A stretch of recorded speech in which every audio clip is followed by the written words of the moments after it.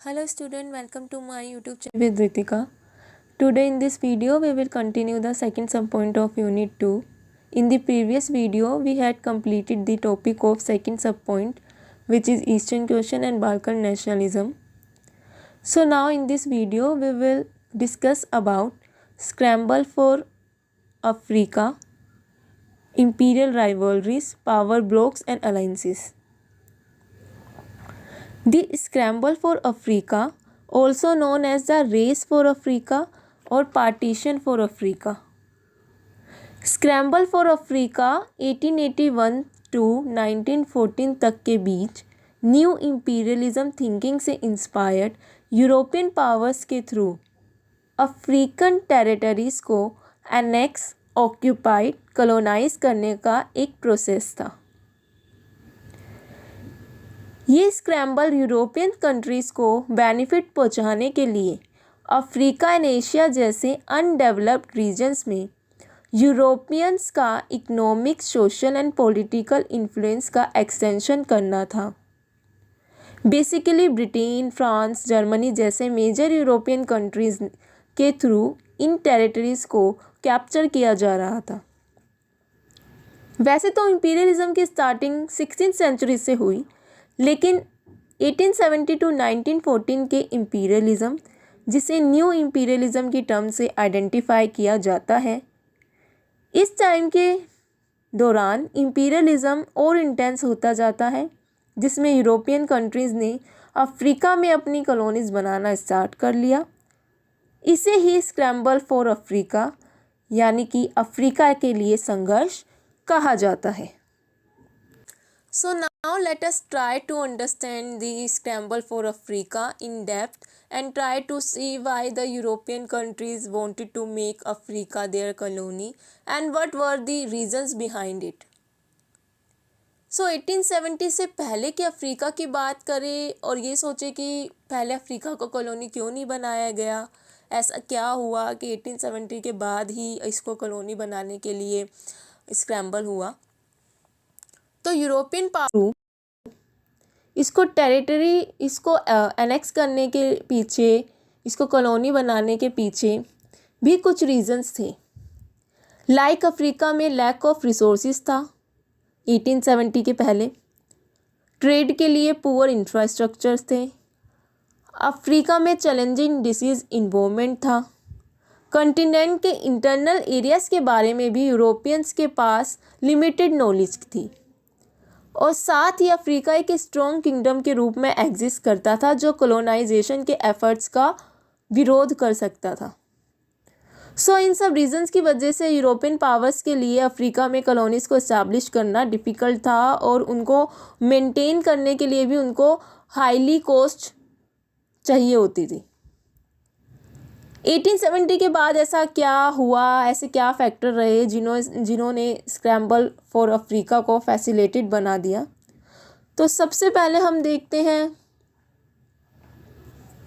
Work of explorers like David Livingstone ने central Africa के most of the part को explore कर दिया, और साथ ही डी ब्राजा ने कॉन्गो बेसिन की खोज कर दी।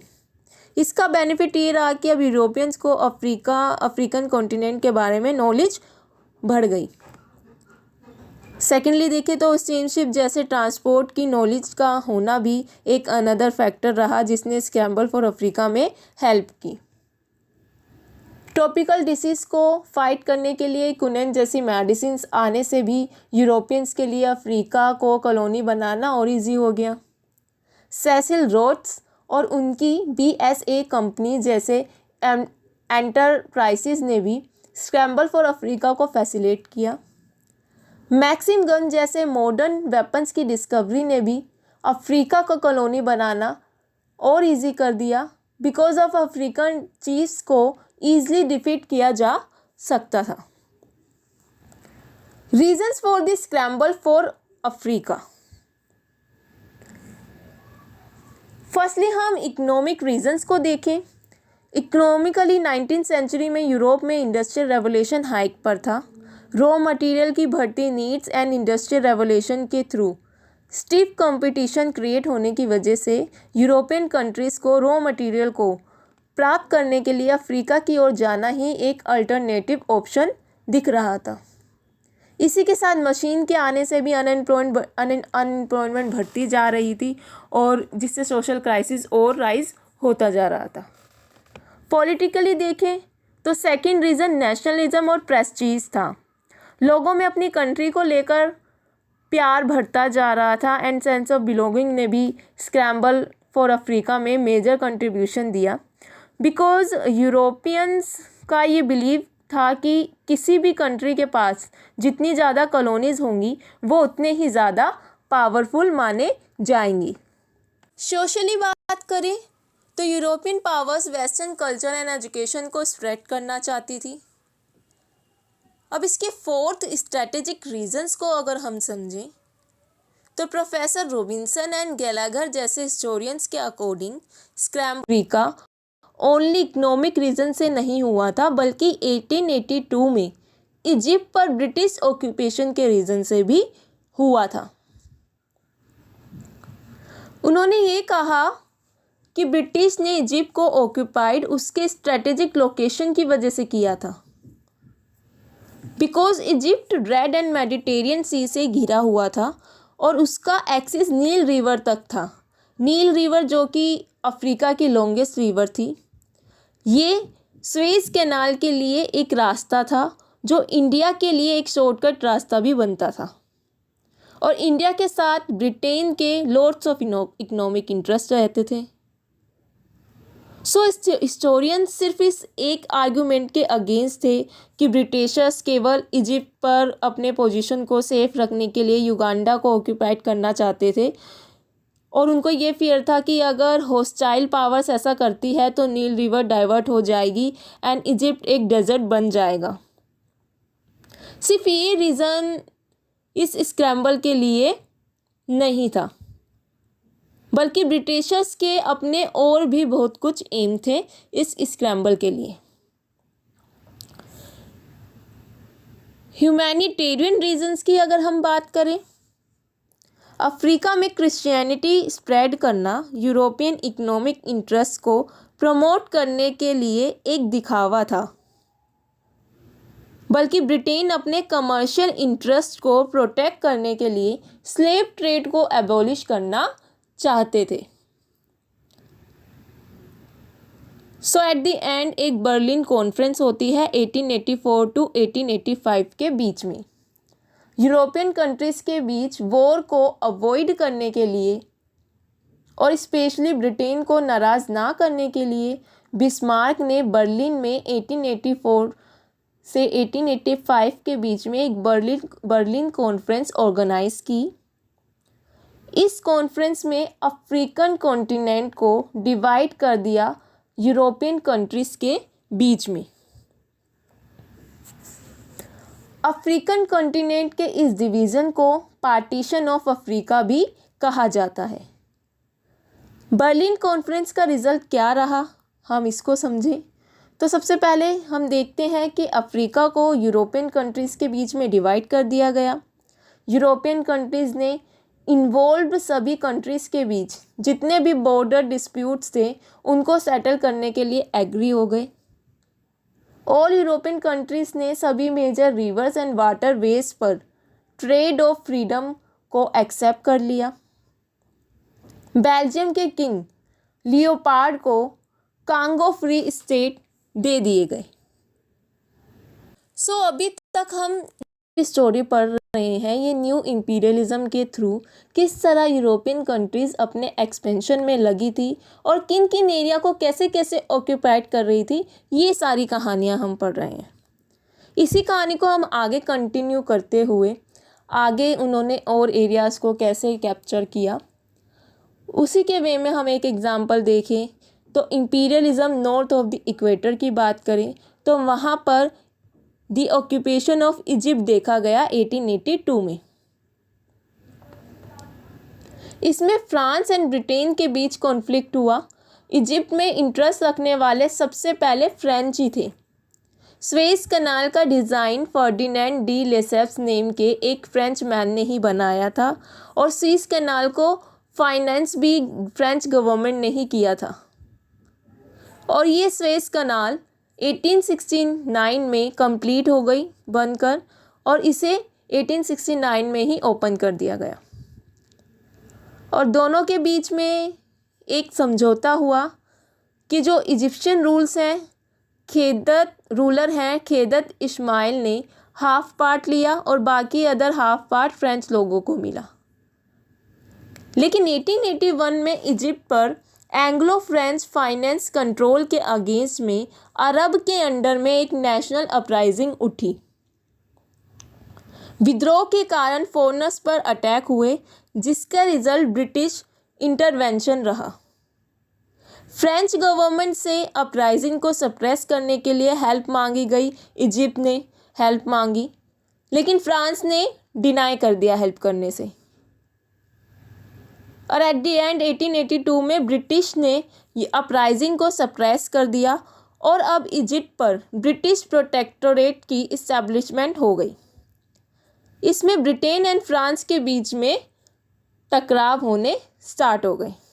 इसी के साथ सूडान को भी ऑक्यूपाइड कर लिया गया 1885 में। मोरक्को को भी ऑक्यूपाइड कर लिया 1906 तक। अब आगे हम imperialism south of the equator की बात करें तो यहाँ हमें 2 वॉर देखने को मिलती है। फर्स्ट वॉर रही एंग्लो बोर्स वॉर 1880-1881। ये बोर्स के लिए इंडिपेंडेंस के लिए वॉर थी। इस वॉर का मेन रीज़न ब्रिटिश गवर्नमेंट के थ्रू बोर्स के इंडिपेंडेंस रिपब्लिक्स पर कंट्रोल करने के अटेम्प्ट्स थे। बोर्स ने ब्रिटिश रूल्स के अगेंस्ट रिवोल्ट किया और अपनी इंडिपेंडेंस को सिक्योर रखने के लिए फाइट की। इस वॉर में बोर्स विनर रहे और अपनी इंडिपेंडेंस को मेंटेन रखने में भी सक्सेसफुल रहे। सेकेंड एंग्लो बोर वॉर हुई 1899 टू 1902 में। ब्रिटिश एंड बोर्स के बीच ये एक पॉलिटिकल स्ट्रगल था।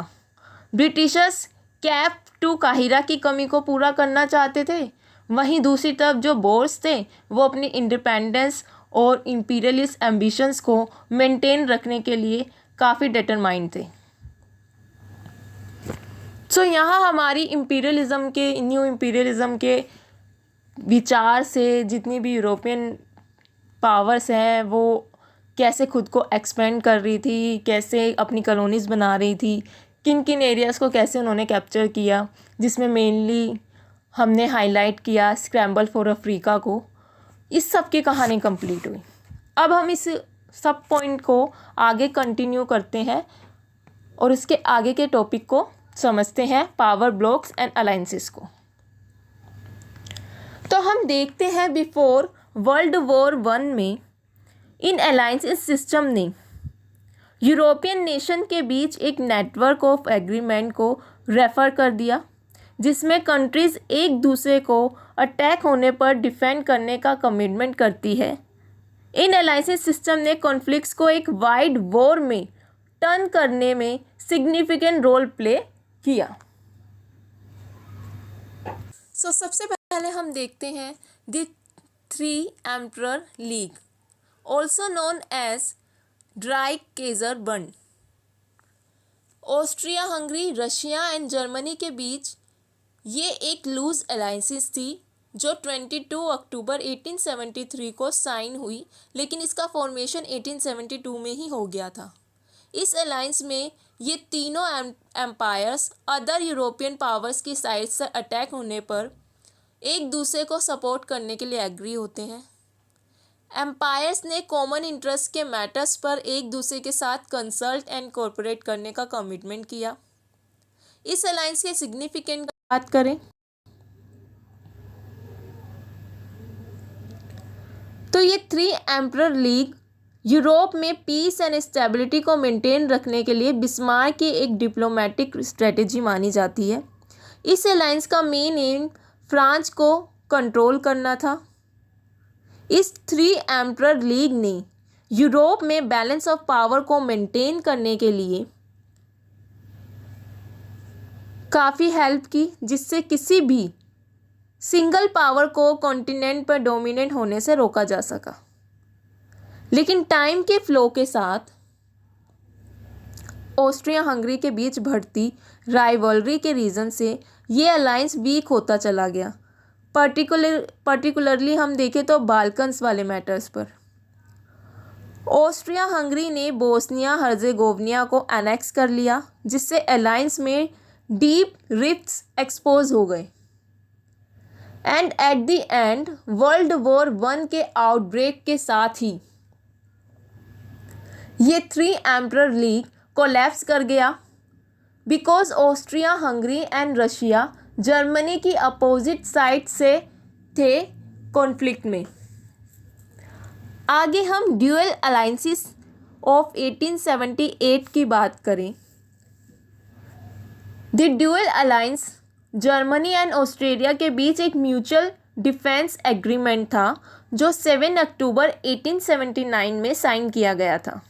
इस अलायंस ने यूरोपियन पॉलिटिक्स में एक सिग्निफिकेंट शिफ्ट को मार्क किया, बिकॉज इसने एक पावरफुल ब्लॉक क्रिएट किया जो कॉन्टिनेंट के बैलेंस ऑफ पावर को शेप देगा। जर्मनी एंड ऑस्ट्रिया हंगरिया ने रशिया की साइड से अटैक होने पर एक दूसरे को डिफेंस करने का कमिटमेंट किया। इस अलायंस का main aim eastern Europe and Balkan regions में रशिया के बढ़ते इन्फ्लुएंस को कंट्रोल करना था। और इसी के साथ इस ड्यूअल अलायंस ने ट्रिपल अलायंस के लिए एक बेस रेडी किया, जो 1882 में इटली के एडिशन के साथ फॉर्म होगी।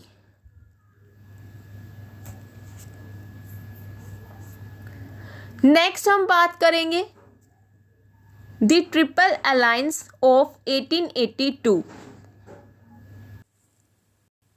ट्रिपल अलायंस के members Germany, Austria and Italy थे। इसको 1882 में साइन किया गया था। इटली ने ट्यूनीशिया पे फ्रेंच ऑक्यूपेशन से नाराज़ होकर जर्मनी एंड ऑस्ट्रेलिया के साथ अलायंस फॉर्म की, लेकिन जर्मनी ने अदर साइड डिप्लोमेटिकली फ्रेंच के ट्यूनीशिया के ऑक्यूपेशन को एनकरेज किया। इस अलायंस की शर्तें थी फ्रांस को आइसोलेट करने की, और अगर किसी अदर फोर्थ पावर की साइड से अटैक होता है तो ये तीनों ही एक दूसरे को डिफेंस करेंगे। इसी के साथ इटली ने ब्रिटेन के अगेंस्ट किसी भी वॉर में इन्वॉल्व ना होने का भी कमिटमेंट किया। नेक्स्ट हम री इंश्योरेंस ट्रीटी को समझते हैं थोड़ा सा। बिस्मार्क नहीं चाहता था कि फ्रांस और रशिया के बीच किसी भी तरह की अलायंस हो, इसलिए ड्रेकाइजर फंड ट्रीटी के एंड के बाद बिस्मार्क ने ये इंडिकेट किया कि रूस जर्मनी पर अटैक करने के लिए ईजिली फ्रांस को ज्वाइन कर सकता है। तो बिस्मार्क ने रशिया को सीक्रेटली अप्रोच किया और उसके साथ री इंश्योरेंस ट्रीटी 1887 को साइन की, जिसमें रशिया फ्रांस की साइड से जर्मनी पर अटैक करने की सिचुएशन में न्यूट्रल रहेगा और जर्मनी को सपोर्ट करेगा। और ये ट्रीटी जर्मनी एंड रशिया के बीच कुछ शर्तों पर हुई, लाइक जर्मनी ने बाल्कन में रशियन इन्फ्लुएंस को मान्यता दी। इसी के साथ अगर फ्रांस जर्मनी पर अटैक करता है तो रशिया न्यूट्रल रहेगा, रशिया ने ये कमिटमेंट की। और अगर रशिया पर ऑस्ट्रिया हंगरी की साइड से अटैक होता है तो जर्मनी न्यूट्रल रहेगा। और इसी के साथ फ्रांस को आइसोलेट किया जाएगा और अलायंस को आफ्टर 3 इयर्स में रिन्यू करा जाएगा। ये सभी एग्रीमेंट में शर्तें रखी गई। इसी के साथ अब ब्रिटेन ने भी आगे जाकर अदर कंट्रीज़ के साथ वेरियस अलायंस को साइन करके अपनी आइसोलेशन की पॉलिसी को त्याग दिया। जैसा कि हम पहले से पढ़ते आ रहे हैं कि ब्रिटेन अभी तक किसी भी अलायंस में या किसी भी कहीं भी कोई अपराइजिंग होती थी या कहीं भी कोई वॉर होती थी तो उसमें काफ़ी हद तक ब्रिटेन खुद को आइसोलेट रखता था। लेकिन अब ब्रिटेन ने अपनी वो आइसोलेशन की पॉलिसी को भी त्याग दिया। अब वो भी अलायंसेस करने लगा म्यूचुअल अलाइंसेस करने लगा। सबसे पहले इसका एग्जाम्पल हम देखते हैं दी एंग्लो जैपनीज अलायंस, जो कि 1902 में हुई। यूनाइटेड किंगडम एंड जापान के बीच एक डिप्लोमेटिक एग्रीमेंट था जिसको 30 जनवरी 1902 को साइन किया गया। इस अलायंस को ग्लोबल बैलेंस ऑफ पावर में सिग्निफिकेंट शिफ्ट देखा गया बिकॉज इसने टू मेजर वर्ल्ड पावर को एक म्यूचुअल बेनिफिशियल एग्रीमेंट में एक साथ ला दिया, यानी कि दो म्यूचुअल मेजर वर्ल्ड पावर एक साथ आ गई। यूके एंड जापान ने एक दूसरे को अदर यूरोपियन कंट्रीज़ के अटैक करने पर डिफेंस करने का कमिटमेंट किया। दोनों ही पावर कॉमन इंटरेस्ट के मैटर पर like trade, navigation and security पर कोऑपरेट करने के लिए एग्री हो गई। इस अलायंस के सिग्निफिकेंस को अगर हम देखें तो अलायंस का main M east Asia particularly Manchuria and Korea में रशिया के इन्फ्लुएंस को काउंटर करना था। यूके ने चाइना में अपने इंटरेस्ट को सिक्योर एंड रीजन में अपने डोमिनेंस को मेंटेन रखने की कोशिश की। इस अलायंस ने जापान को एक मेजर वर्ल्ड पावर के रूप में एमर्ज करने में हेल्प की बिकॉज इसे एक लीडिंग यूरोपियन पावर्स की साइड से सपोर्ट एंड रिकॉग्नाइजेशन मिल रहा था। नेक्स्ट हम एंग्लो फ्रेंच एंटेंटे कॉर्डियल की बात करें जो 1904 में हुआ था। केसर विलियम द्वितीय द्वारा सेकेंड एंग्लो बोर वॉर में बोर्स को एनकरेज करने एंड जर्मनी के साथ इंक्रीज होती नेवल कंपटीशन से सस्पिशियस होकर ब्रिटेन ने फ्रांस के साथ फ्रेंडशिप करने का डिसीजन लिया। ब्रिटेन ने अफ्रीका में कॉलोनीज को लेकर फ्रांस के साथ अपने डिफरेंसेस को सेटल करना स्टार्ट किया। उनके बीच में जो गैप्स थे उनको कम करना शुरू किया, जिसका रिजल्ट 1904 में Anglo French entente cordial friendly agreement पर साइन करना रहा। अलायंस की कुछ टर्म्स थी, जैसे ब्रिटेन ने मोरक्को पर फ्रेंच ऑक्यूपेशन को रिकॉग्नाइज किया और बदले में फ्रांस ने इजिप्ट एंड सूडान पर ब्रिटिश ऑक्यूपेशन को रिकॉग्नाइज किया। इकोनॉमिक एंड मिलिट्री इश्यूज पर रेगुलर कंसल्ट करने के लिए एग्री हुए दोनों। जर्मन एग्रेशन के अगेंस्ट एक दूसरे को असिस्ट करने के लिए भी दोनों में सहमति हुई। नेक्स्ट हम बात करते हैं ट्रिपल एंटेंटे जो 1907 में हुआ। This alliance was agreement between France, Russia and Britain. इस अलायंस का एम ट्रिपल अलायंस, जिसमें Germany, Austria, Hungary and Italy थे, की इंक्रीज होती पावर को काउंटर करना था। इस अलायंस का एम जर्मनी के इंक्रीज होते इन्फ्लुएंस एंड उसके कॉलोनियल एम्बिशन को काउंटर करना था। फ्रांस ने यूरोप एंड अफ्रीका, पर्टिकुलरली देखें तो मोरक्को एंड अल्जीरिया में अपने इंटरेस्ट को सिक्योर करने की कोशिश की। रशिया का एम अपने वेस्टर्न बॉर्डर्स को सिक्योर करना, इसी के साथ ईस्टर्न यूरोप एंड बाल्कन में अपने इंटरेस्ट को प्रोटेक्ट करना था।